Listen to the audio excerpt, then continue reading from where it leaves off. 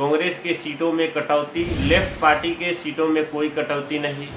मुकेश सहनी का कहना था कि हम 40 विधायक बनाएंगे, लेकिन मुकेश सहनी को क्या हुआ, उन्हें तो 40 सीट भी नहीं मिल रहा है।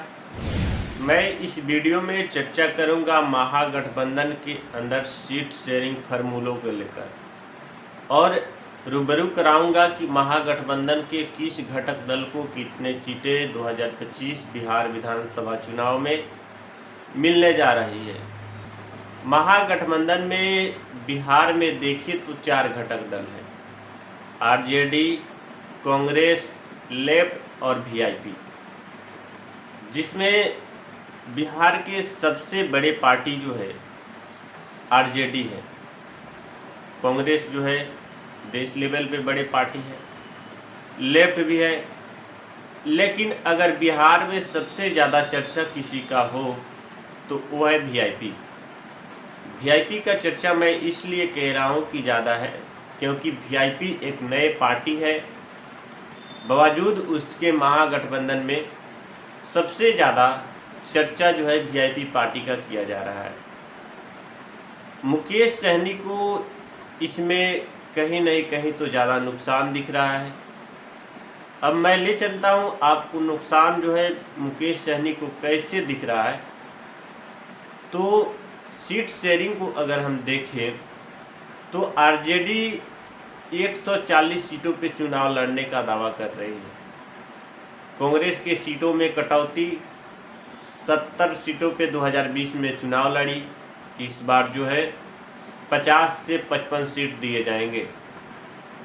लेफ्ट पार्टी के सीटों में कोई कटौती नहीं, 30 से 35 सीट उन्हें दिए जाएंगे। और वही वीआईपी को देखिए, सबसे ज़्यादा चर्चा बिहार में हो, 60 सीटों का मांग कर रहे मुकेश सहनी को 2020 में एनडीए गठबंधन में जितना सीट मिला था उतना के करीबन जो है महागठबंधन की ओर से 2025 में मुकेश सहनी यानी कि वीआईपी को सीट मिलने का संभावना लग रहा है। यानी कि मुकेश सहनी का जो उम्मीद था 60 सीटों को लेकर और 40 विधायक बनाने को लेकर, कहीं नहीं कहीं तो उनका जो है विश्वास वहाँ से हट रहा है। मुकेश सहनी का कहना था कि हम 40 विधायक बनाएंगे, लेकिन मुकेश सहनी को क्या हुआ, उन्हें तो 40 सीट भी नहीं मिल रहा है। महागठबंधन की ओर से जो है मुकेश सहनी को 12 के आसपास में सीट दिए जाएंगे, कितना विधायक बना पाएंगे।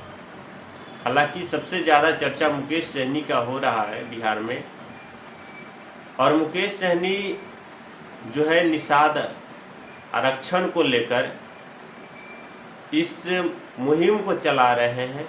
अपने पार्टी को जो है कहां से कहां ले गए, बिहार में कई सहनी समाज के नेता पैदा कर दिए। काफ़ी संघर्षशील आदमी है मुकेश सहनी। लेकिन क्या मुकेश सहनी का जो है इस तरीके से उम्मीदों पे पानी फिरना कितना आसान लग रहा है? क्या मुकेश सहनी महागठबंधन को छोड़ देंगे? तो ये भी बहुत बड़ा मसला है, मैं इस पे कोई चर्चा नहीं कर रहा हूँ। लेकिन महागठबंधन के अंदर ये भी अभी फाइनली तय नहीं किया गया है कि मुख्यमंत्री का फेस कौन होगा। बार बार यह सवाल उठता है कि मुख्यमंत्री का चेहरा महागठबंधन की ओर से कौन होगा। आरजेडी की ओर से बनाए जाएंगे, कांग्रेस की ओर से बनाए जाएंगे। हालांकि वीआईपी तो अपने आप को डिप्टी सीएम मान चुकी है। मुकेश सहनी बार बार कहते हैं कि जब हम लोगों की सरकार होगी तो एक मलाह का बेटा होगा, यानी कि मुकेश सहनी होंगे। लेकिन मुख्यमंत्री कौन होंगे, ये जो सवाल है बार बार सारे लोगों को जहन में आ रहा है। और महागठबंधन के कई नेता जो है कभी कहते हैं कि कांग्रेस की ओर से मुख्यमंत्री होंगे, कभी कहते हैं आरजेडी की ओर से होंगे। लेकिन बहुत सारे लोग ये कहते हैं कि तेजस्वी यादव मुख्यमंत्री होंगे। और जहां तक मेरा नज़र जा रहा है, लोगों के कहना जायज़ है, क्योंकि बिहार के सबसे बड़े पार्टी तेजस्वी यादव है। और तेजस्वी यादव